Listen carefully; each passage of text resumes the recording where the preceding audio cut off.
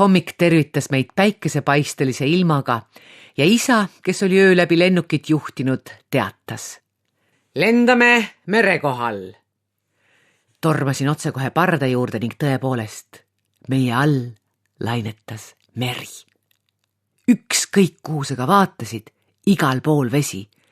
Kallast ei paistnud enam kusagilt.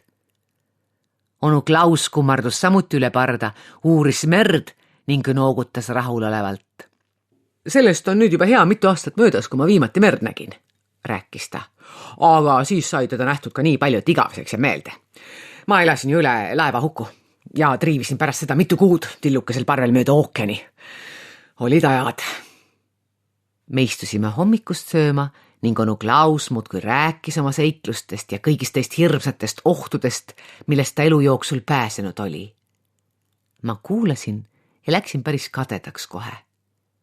Tõepoolest, ka mina olin ju läinud lennukiga sõitma just sellepärast, et üle elada kohutavaid seiklusi, aga siiamaani polnud juhtunud veel mitte midagi tõeliselt ohtlikku. Meie reis sarnanes rohkem klassiekskursiooniga, aga mitte ühe mõnusalt põneva rännakuga, kus tuleb kuude kaupa piinelda janu ning nälja käes, võidelda metsikute indiaanlastega ja vaevelda 30 aastat üksikul saarel. Ütlesin seda ka teistele, aga isa leidis, et ma olen rumal ja et vähemalt tema küll mingile üksikule saarele sattuda ei taha ning isegi kui ta satuks, leiutaks ta jalamaid mõne masina ning pöörduks tagasi koju. No vaat, nii see läheb, kui su isa on leiutaja. Pole lootustki 30 aastaks üksikule saarele vangi jääda. Mul läks meel nii mõruks, et pidin peaaegu nutma hakkama. Aga just samal hetkel juhtus midagi täiesti ootamatut. Korraga käis igavene jõmakas ning meie lennuk hüppas õhus, nagu oleks ta kahurikuuliga pihta saanud. Tormasime seda maid parda juurde ning isa hüüdis. See on vulkaan, ta purskab kive, hoidke alt! Aga seal samas saime me uue tabamuse ning sedapuhku nii vägeva, et lennuk pöördus õhust tagurpidi. Haarisime köitest ja purjedest ning kõlkusime ühe hetke merekohal nagu 3 ämblikku. Pippo ei pidanud loomulikult kusagilt kinni hoidma, tema lendas meie kõrval, aga siis põrutas vulkaan meie pihta uue kivimüraka ning lennuk keeras end jälle õiget pidi. Lendasime edasi, vulkaan jäi selja taha ning esialgu tundus, et selleks korraks ongi seiklus läbi. Aga siis hakkas lennuk ootamatult vajuma. Isa tormas ahju juurde ning hüüdis. Ahi on tühi, kõik puud on välja pudenenud. Ja nii see just täpselt oligi. Sel ajal, kui lennuk tagurpidi kõlkus, olid puud ahjust välja veerenud, aga ilma puudeta polnud lennuki masinatel kütet ja me hakkasime laskuma. Me tegime seda aina kiiremini ja kiiremini ning plartsatasime peagi vette. Õnneks oli isa seda võimalust ette näinud ning ehitanud meie lennuki nii osavalt, et seda sai ka paadina pruukida. Nii ei juhtunudki esialgu midagi hirmsat. Me liuglesime aeglaselt mööda merd ning onu Klaus ütles. Sählute, siin on sulle üks tõeline seiklus. Nüüd oleme me merehädas. Ma ei pea vist isegi ütlema, kui rõõmus ma olin. Mis võib olla mõnusam, kui viibida merehädas nii kaunil ja päikesepaistelisel päeval. Panin kohe trikoo selga ning hüppasin merre. Pippo vahtis mind kadedalt, aga ujuma siiski ei tulnud, sest lindudele ei meeldi, kui nende suled märjaks saavad. Kuid seest oli meres palju väikesi kalu, kes minu ümber sulpsu lõid ning suust õhumulle välja puhusid. Üks neist oli eriti arvas, selline pikkade ripsmetega ja hirmus nunnu näoga. Ta ujus päris minu ligi ja nuuskis mind sõbralikult. Saime tuttavaks. Ma ütlesin, et minu nimi on Lotte ja kala teatas, et teda kutsutakse Krisostoomuseks. Ma leidsin küll, et see on väga imelik ja vanaaegne nimi ühele pisikesele armsale kalale. Aga mõtlesin, et küllap on meres omad kombed. Alguses mängisin oma uue sõbraga kulli, aga Krisostoomus ujus liiga hästi ja sai mu kohe kätte. Siis ütlesin talle, et mängime parem pimesikku. Sidusin kalal onu Klausi salliga silmad kinni ja läkski lahti. See mäng oli juba palju põnevam ning me naersime ja ujusime lennukist üha kaugemale. Korraga ma kuulsin, et isa hüüab mind. Ta oli õige ärevil näoga, vehkis kätega ja karjus, et ma jalamaid lennukisse ujuksin. Ma ei saanud alguses aru, mis on lahti, aga siis nägin, et meie poole ujub üks igavesti pirakas ja kurja näoga kala. Aga mul polnud võimalik enam tema eest jalga lasta, sest olin lennukist liiga kaugele sattunud. Seepärast ma lihtsalt hüüdsin ja küsisin, miks kala onu nii tige on. Suur kala karjus mulle vastu, et tema ei salli, kui teda magamast üles saetakse. Ta kärkis, et küll ta veel näitab mulle, mida tähendab meres lärmata ning vanade kalade und häirida.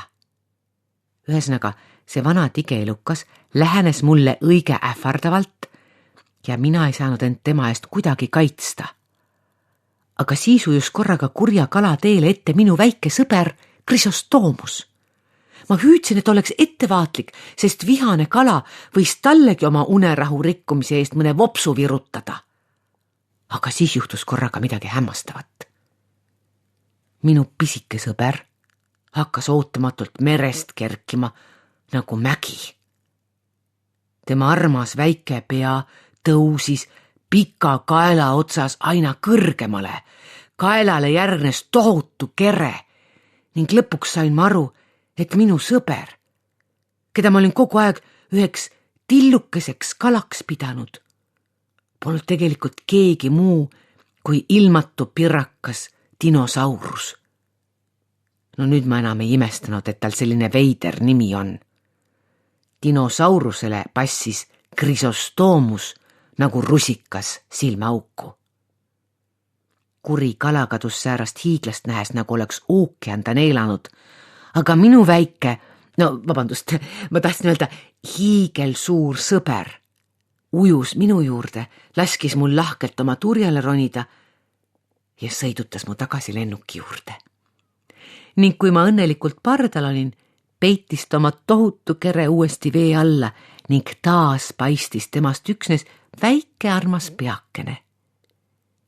Tegin Chrysostoomusele pai ja dinosaurus tõmbas mul keelega üle käe. Isa ja onu Klaus olid samal ajal üritanud leida uusi puid, et ahju tuli teha ning uuesti õhku tõusta. Isa oli oma pikksilma abil märganud taamal mingit parvetaolist asjandust ning nüüd sõudsid nad kõigest jõust meie lennukit sinna poole. Õnneks aitasid ka merelained kaasa ja peagi triivis parv päris meie lähedal. Onu Klaus heitis lassot ning saigi parve nööri otsa. Aga kui me siis õnnelikul kombel leitud puudekimpu enda poole sikutasime, ilmusid korraga keset parve nähtavale 3 musta pead. Parv polnudki tühi. Seal istusid 3 süsimusta kassi, korstnapühkija mütsid peas ja luuad üle õla. Nad tervitasid meid ja rääkisid, et on juba mitu nädalat mööda merd triivinud, kuna olid kuulnud, et kusagil siin kandis asub maailma suurim korsten. Nemad olid aga jällegi maailma parimad korstnapühkijad, kes on pühkinud korstnaid kõikjal, kus neid leidub. Nüüd oli neile helistatud ja palutud, et nad võtaksid ette ka maailma suurima korstna, kuna see olevat täiesti umbes. Paiskavat õhku suuri tahmakamakaid ning ohustavat ülelendajaid. Ja kassid küsisid, ega meie juhuslikult seda korstnat näinud pole. Loomulikult oleme, hüüdsin mina. See on ju seesama vulkaan, mis meie pihta tulistas. See pole siit kaugel. Oodake, ma palun, et mu sõber meid kohale viiks. Ja mõne hetke pärast asusimegi teele. Chrysostoomus oli oma tohutu kere jällegi lainetest välja upitanud ja nii meie lennuk kui ka korstnapühkijate parv õõtsusid rahulikult tema turjal. Ning ei möödunud 5 minutitki, kui me juba vulkaani juures olime. Kasside silmad lõid hiilgama, nähes nii suurt korstnat. Nad ütlesid, et võime rahumeeli parve endale võtta ja ahju ajada, sest nemad kavatsevad veeta mitu aastat seda suurepärast korstnate kuningat küürides. Ja siis nad lausa sööstsid vulkaani kallale ning kadusid meie silmist. isa ja onu Klaus tegid ahju uuesti tule, lennuki mootor hakkas vaikselt podisema ja järgmisel hetkel olime taas õhus. Minu sõber dinosaurus lehvitas meile ning me nägime, kuidas merel sellest lehvitamisest tohutud lained tekkisid, otse kui oleks puhkenud torm.